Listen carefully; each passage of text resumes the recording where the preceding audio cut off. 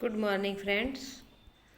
Last time we had discussed about our topic, the report writing. Friends, we had seen two types of the report. Today we will also discuss about another report writing. Here there is a instruction. વિદ્યાર્થી મિત્રો, હવે અહીંયા આપણે report writing જે છે એમાં એક બીજા રિપોર્ટ વિશે આજે ચર્ચા કરશું. સાથે તમારે એને પછી નોટબુકમાં લખવાનો છે. તો અહીંયા આપણી સૂચના છે કે prepare a brief report on celebration of international yoga day in your school.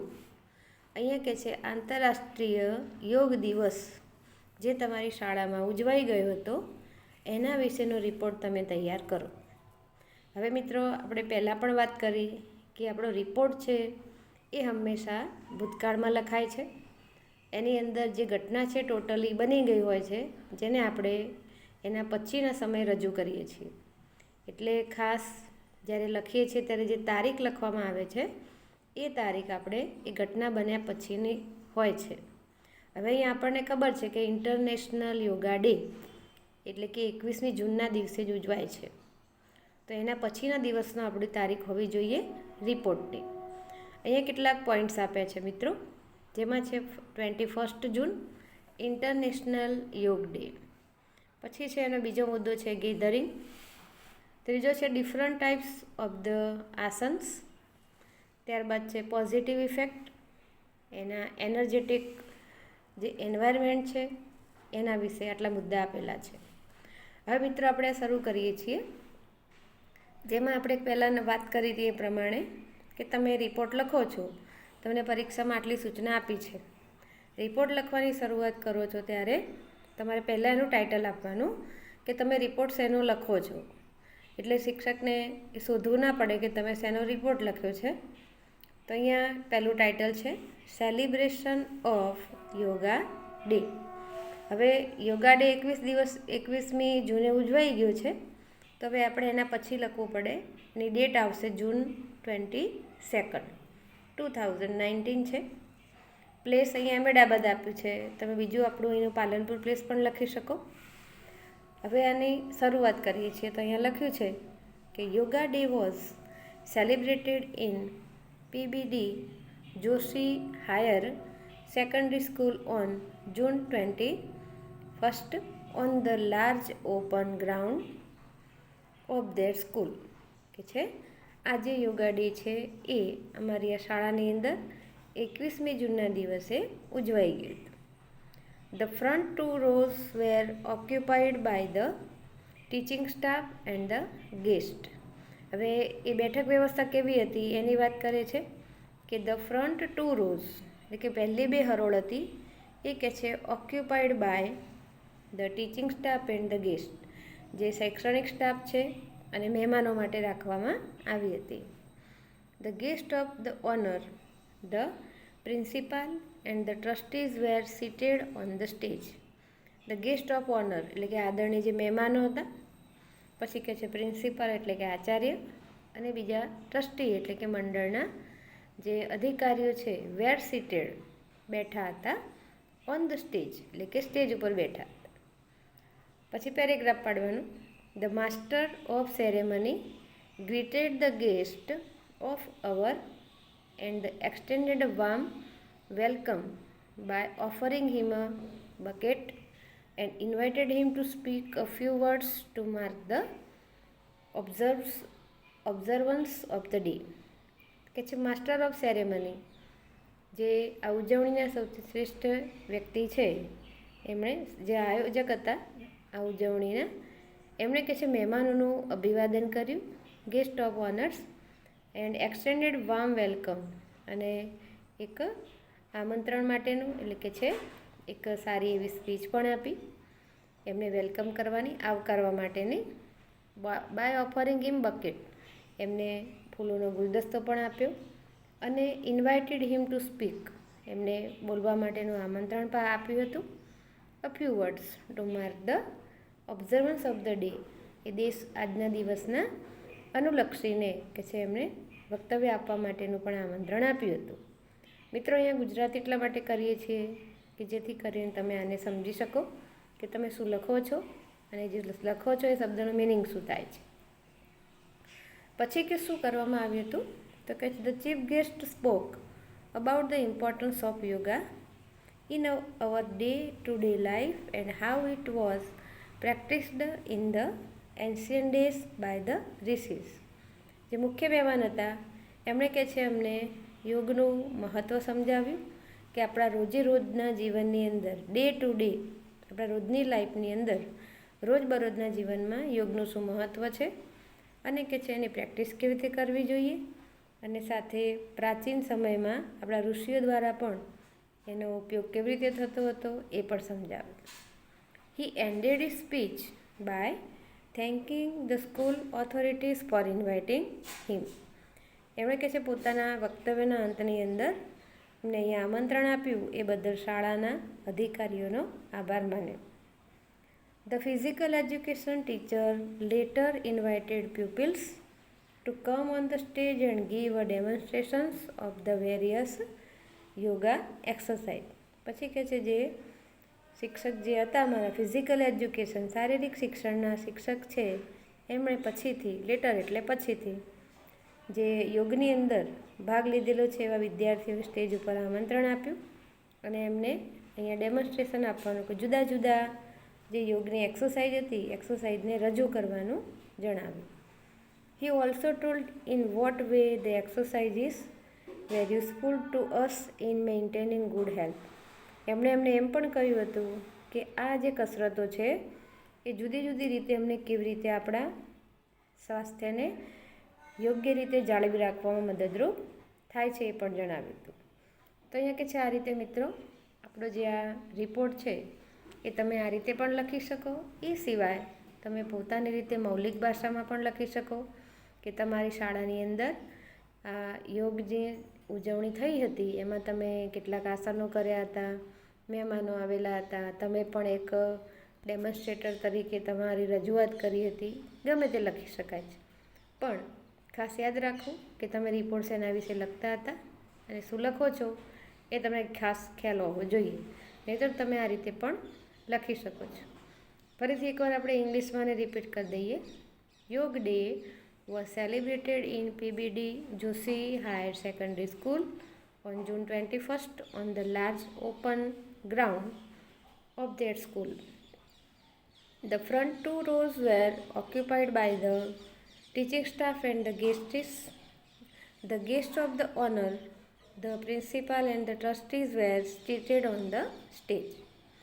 The master of ceremony greeted the guest of honor and extended a warm welcome by offering him a bucket and invited him to speak a few words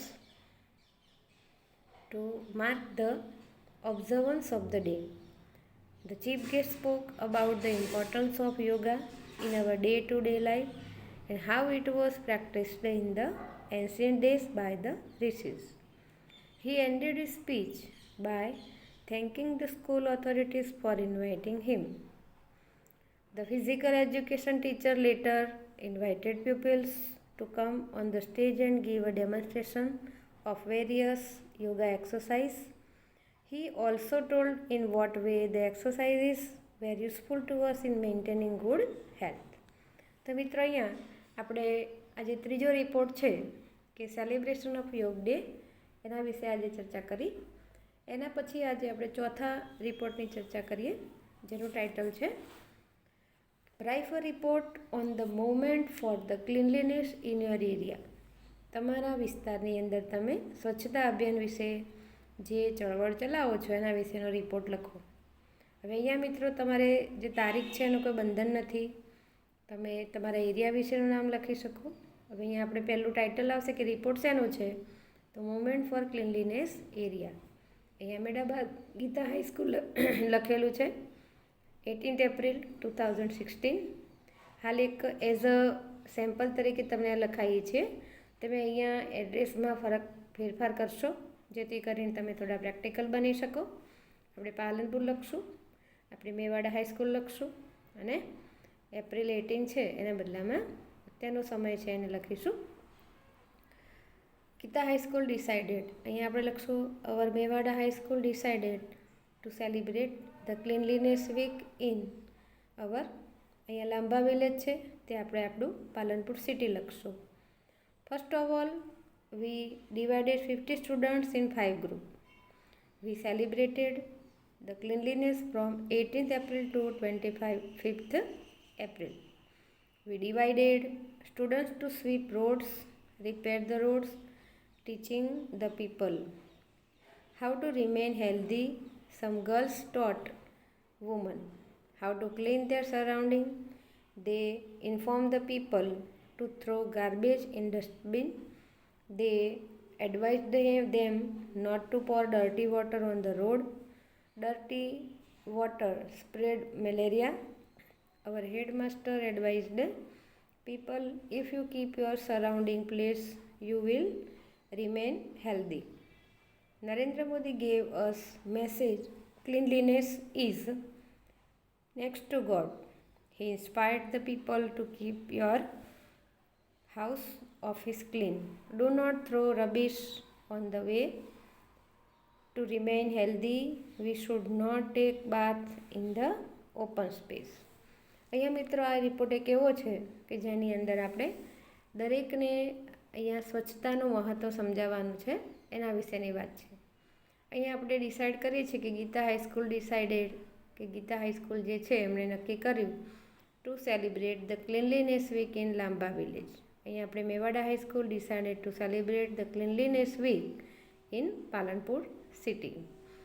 તો કે છે એ નક્કી કર્યું છે. First of all we divided 50 student in 5 group, કે પહેલાં તો અમે બધા 50 વિદ્યાર્થીઓને 5 ગ્રુપમાં વિભાજિત કર્યા, એટલે કે 10-10નો ગ્રુપ બનાવ્યો.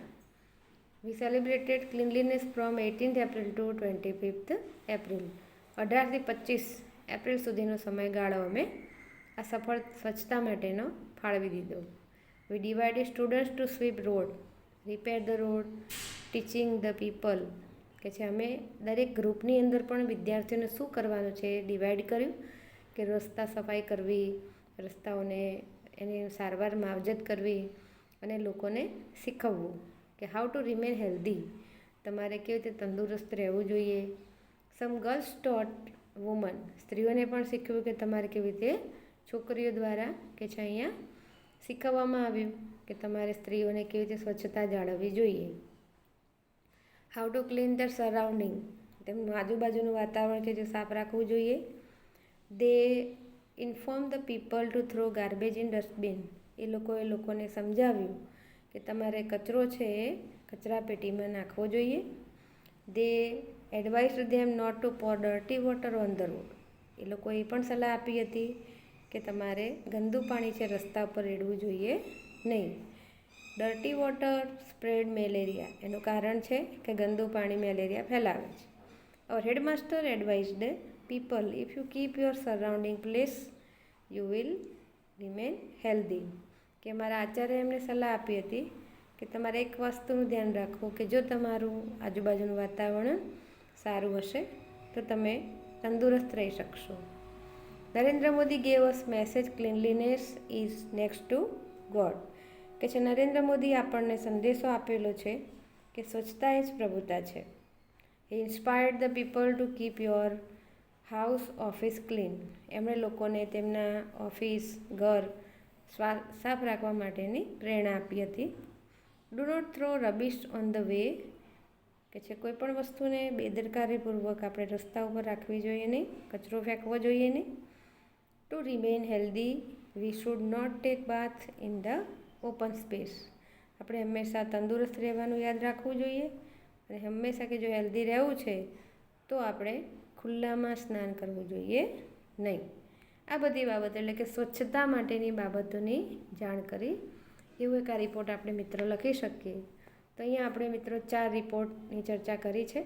એઝ અ હોમવર્ક તરીકે હવે તમે કોઈ પણ એક તમારું લાઇકિંગનો રિપોર્ટ લખશો, જેથી કરીને આપણું રિપોર્ટ રાઇટિંગનું કામ અહીંયા પૂરું થશે. Thank you.